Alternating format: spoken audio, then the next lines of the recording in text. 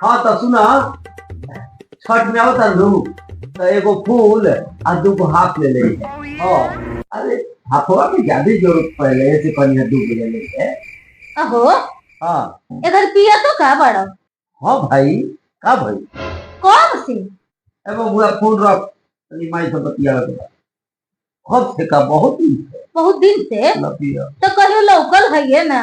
अरे तो घरे पिया कह दू जनबू, हम तो बाहरी पीला। बुखरी पी लिया कौन पिएला कि हमरा बुझेबे न करेला। अरे तो हम तीनों टाइम पीला दवाई लेखा, सुबह शाम। तीनों टाइम हाँ, अब कबो मौका मिल जाला तो घरों में मार दिला, जैसे मेरे खब मिल गई बात तू मारो।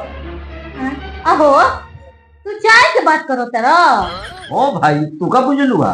हम बुझने की दारू। क्या हो मेरा? अच्छा तो जा हम मेहरारू का कहता रहा, हम नहीं माना तो बुझनी है।